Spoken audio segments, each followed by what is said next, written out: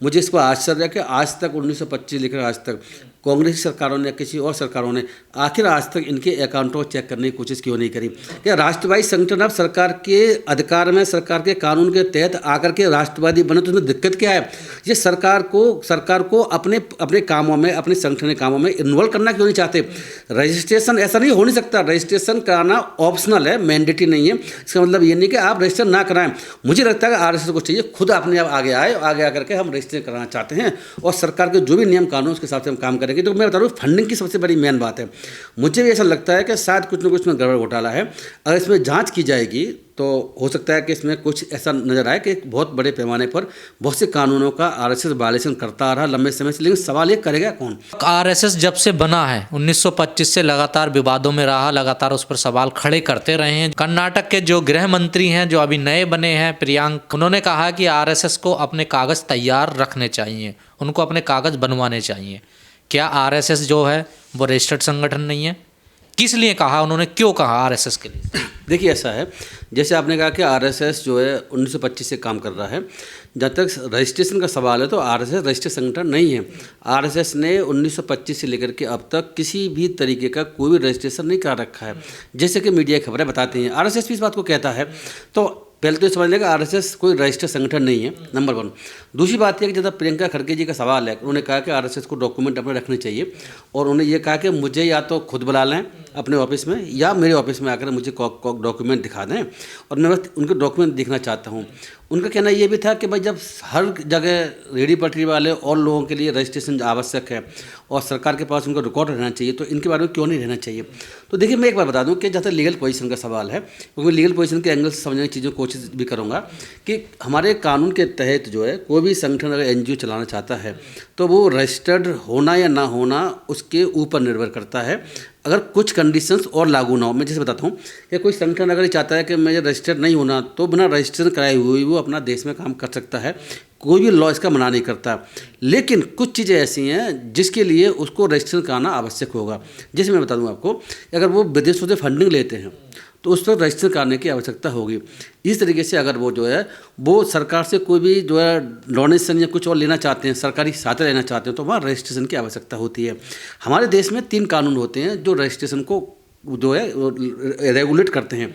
एक तो होता है सोसाइटी रजिस्ट्रेशन एक्ट है, उसके तहत रजिस्ट्रेशन करा सकते हैं। एक ट्रस्ट एक्ट होता है, वहाँ करा सकते हैं। इसके अलावा हर इनकम टैक्स के तहत भी आप करा सकते हैं। तो इस तरीके से रजिस्टर हो सकता है। लेकिन सवाल इस बात का है कि आरएसएस पे 1925 लेकर तक इसके लाखों तो उसके प्रचारक वगैरह वगैरह लोग रहते हैं। इनके दिल्ली में अभी बहुत शानदार, उन्होंने बहुत 5 स्टार होटल से भी अच्छा 7 स्टार कह सकते हैं, अपना मुख्यालय बना रखा है 30 मंजिल का। उसमें ताकि सारी फैसिलिटी अवेलेबल, सुविधा है उसमें, विद ऑडिटोरियम जैसे बता रहे हैं आप। और इसी तरीके से जानकारी ये भी मिल रही है शायद कि राज्यों में, अलग अलग शहरों में इनके बहुत अच्छे ऑफिस बने हुए हैं आरएसएस के, राज्य लेवल पर या शहर लेवल पर। तो ये जो पैसा आ रहा है, इसका मतलब पैसा बहुत बड़े पैमाने पर बहुत ज़्यादा पैसा आ रहा है। इतना पैसा खाली ये गुरु दक्षिणा से लेते हैं, जैसे कि ये क्लेम कर रहे हैं, ये कह रहे हैं कि हम गुरु दक्षिणा के रूप में लेते हैं और हमारे पास कोई और कहीं से हम नहीं लेते हैं, तो हमें आवश्यकता नहीं है रजिस्ट्रेशन कराने। लेकिन तो बात ये है कि आरएसएस ऐसा संगठन है जिसमें से ही हमारे देश के प्रधानमंत्री मोदी उसी के प्रचारक रहे हैं। हमारे देश के और गृह मंत्री और जितने मंत्री हैं वो भी आरएसएस से ही आते हैं। तो आरएसएस और भारतीय जनता पार्टी एक ही चीज़ है। आरएसएस से ही भारतीय जनता पार्टी में लोग आते रहे हैं, अब भी आते रहे, पहले भी आते रहे। तो जहाँ पर कोई भी संगठन प्रधानमंत्री, मंत्री और एमएलए एमपी का ट्रांसफ़र कर रहा है, दे रहा है, भेज रहा है, ऐसी स्थिति उसके लिए ज़रूरी है कि वो क्या हो, वो एक तरह से ओपन होना चाहिए, वो अकाउंटेबल होना चाहिए, वो अपने सारे रिकॉर्ड को, डाटा को, जो भी चीज़ कर रहा है जनता के सामने, सरकार के सामने रखना चाहिए। मुझे ऐसा लगता है कि इतना करोड़ों नहीं, मुझे लगता है कि हो सकता है अरबों रुपए का लेन देन होगा और इतना पैसा खर्च करते होंगे। उस स्थिति में वो पैसा कहाँ से आ रहा है? क्या वो पैसा गुरु दक्षिणा के रूप में, डोनेशन से आ रहा है या और किसी रूप में आ रहा है? इसका अकाउंट रखने की जरूरत है और सरकार की ड्यूटी बनती है, देख चेक करे। दुनिया का सबसे बड़ा संगठन माना जाता है आरएसएस, जिसके पास इतने ज्यादा सदस्य हैं, तो फिर उसका कोई रिकॉर्ड ही नहीं है सर। देखिए मैं इसीलिए ये बात कह रहा हूँ कि ऐसा लगता है कि ट्रांसपेरेंसी जरूरती है और रिकॉर्ड रखने की आवश्यकता है।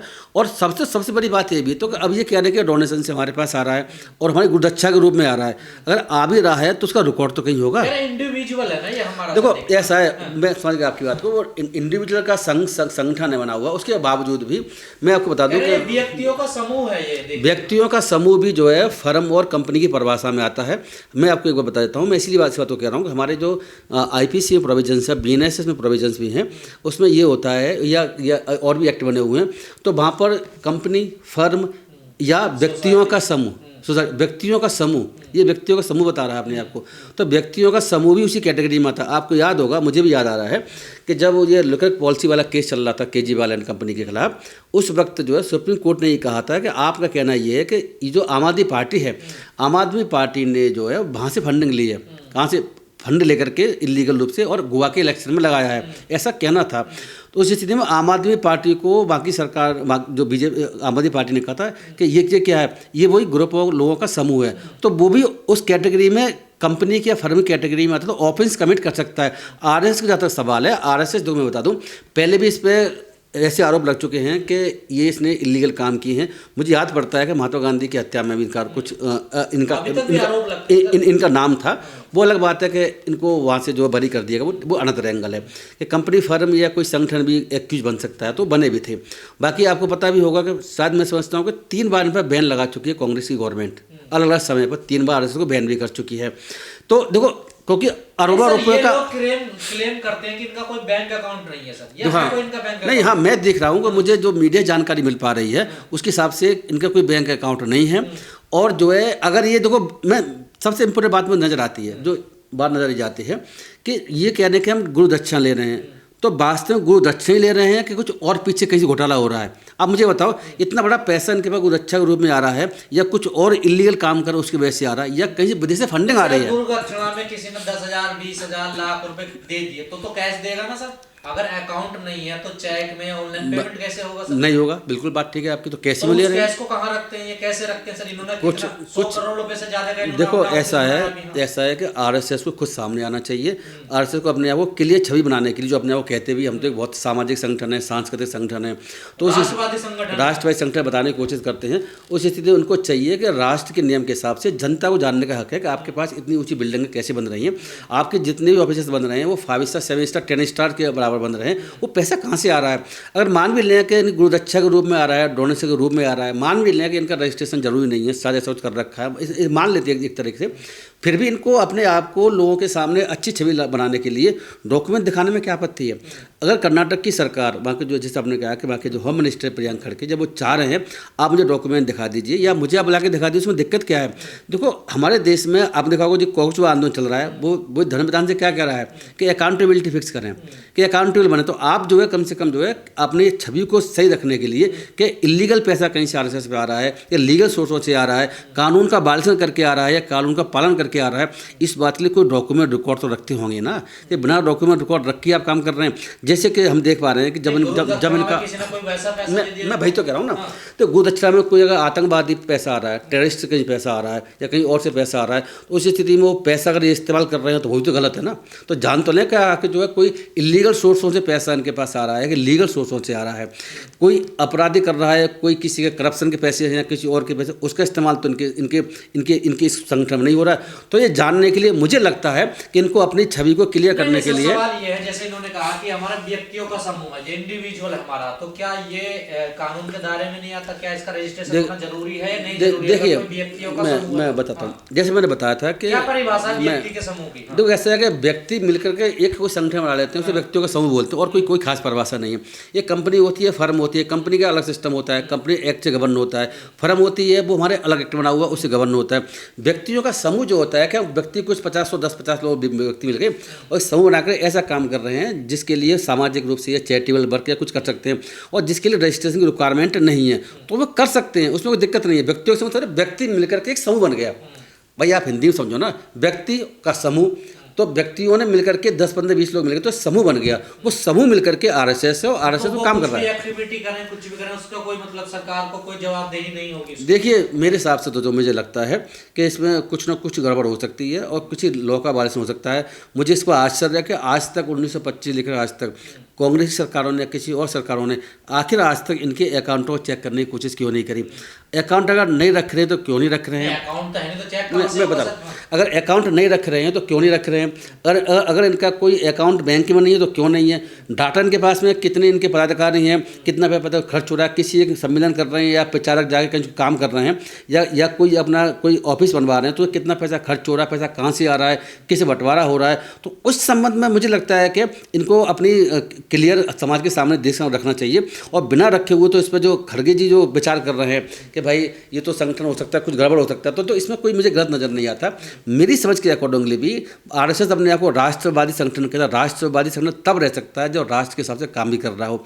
ये अगर लॉ में मैंडेटरी भी ना हो, आवश्यक भी ना हो, रजिस्ट्रेशन आवश्यक ना हो, तब ऑप्शनल है। इसका मतलब ये है कि आप अपनी मर्जी से करा सकते हैं। संगठन है तो राष्ट्रवादी लेकिन कैसे राष्ट्र के लिए ये तो आयकर मतलब टैक्स से तो छूट लेते हैं। मैं देखो टैक्स तो देते जब ऐसा है, टैक्स से छूट मिल सकता है, लेकिन टैक्स छूट मिल सकता है, मैं देख रहा हूँ कि छूट लेते हैं तो वहाँ रजिस्ट्रेशन कराना आवश्यक है। देखो टैक्स से अगर छूट कोई संगठन लेता है तो मैं देख रहा हूँ कि जो इनकम टैक्स एक्ट है उसमें ज़रूरी है कि उसमें वो रजिस्ट्रेशन हो। मुझे नहीं पता क्योंकि इनका रजिस्ट्रेशन नहीं करा रखा है कि इनकम टैक्स में रजिस्ट्रेशन भी है या नहीं, मुझे जानकारी नहीं है। क्योंकि छूट की बात में मीडिया की खबर से पता चल रहा है, तो वास्तव में छूट ले रहे हैं तो क्या वो बना रजिस्टर छूट ले रहे हैं या रजिस्ट्रेशन करा के छूट ले रहे हैं, मुझे जानकारी नहीं। लेकिन मैं बता दूं आपको, जो मेन नज़र में सबसे इम्पोर्टेंट बात नज़र आती है, जैसे आपने कहा राष्ट्रवादी संगठन है, तो राष्ट्रवादी संगठन है। एक बात और जोड़ दूं, अगर कोई ऑप्शनल भी है, मतलब वैकल्पिक है कि आप चाहें तो रजिस्ट्रेशन कराएं, चाहे तो ना करें, तो रजिस्ट्रेशन कराने में आपत्ति क्या है? अगर सरकार के दायरे में आना क्यों नहीं चाहते? सरकार के नियम बने हुए हैं उसके दायरे में मैं भाई चाह रहा हूँ कि राष्ट्रवादी संगठन अब सरकार के अधिकार में, सरकार के कानून के तहत आकर के राष्ट्रवादी बने, तो उसमें दिक्कत क्या है? ये सरकार को अपने कामों में, अपने संगठन के कामों में इन्वॉल्व करना क्यों नहीं चाहते? रजिस्ट्रेशन ऐसा नहीं हो नहीं सकता, रजिस्ट्रेशन कराना ऑप्शनल है, मैंडेटरी नहीं है। इसका मतलब ये नहीं कि आप रजिस्ट्रेशन ना कराएं। मुझे लगता है कि आरएसएस को चाहिए खुद अपने आप आगे आए, आगे आकर के हम रजिस्ट्रेशन कराना चाहते हैं और सरकार के जो भी नियम कानून उसके हिसाब से हम काम करेंगे। तो मैं बता रहा हूँ फंडिंग की सबसे बड़ी मेन बात है। मुझे भी ऐसा लगता है कि शायद कुछ न कुछ में गड़बड़ घोटाला है। अगर इसमें जाँच की जाएगी तो हो सकता है कि इसमें कुछ ऐसा नजर आए कि एक बहुत बड़े पैमाने पर बहुत से कानूनों का आरएसएस वायलेशन करता आ रहा लंबे समय से। लेकिन सवाल ये करेगा कौन? जो कांग्रेस की सरकार वहाँ पर जो कर्नाटक में, वो कैसे कर पाएगी? इनकम टैक्स के उनका का क्षेत्र में नहीं आता। राज्य में कुछ गतिविधियाँ अगर वहाँ पर ये आरएसएस कर रही है या आरएसएस का ऑफिस बड़ा बनाया हो, तो उसके लिए सरकार जाँच कर सकती है, जाँच करनी भी चाहिए। पैसा कहाँ से आ रहा है? अगर पैसा इन पर टेंटेड पैसा आ रहा है, 2 नंबर से पैसा आ रहा है या इलीगल पैसा आ रहा है, उसका इस्तेमाल कर रहे हैं, तो कम से कम सरकार जाँच तो करनी चाहिए, जानना चाहिए। तो इनको अपने आप ही आके आकर के मुझे लगता है खड़गे को कागज़ दिखाना चाहिए या खड़गे को अपने यहाँ बुला करके होम मिनिस्टर को कागज़ सौंप देने चाहिए, ऐसा मेरा मानना है।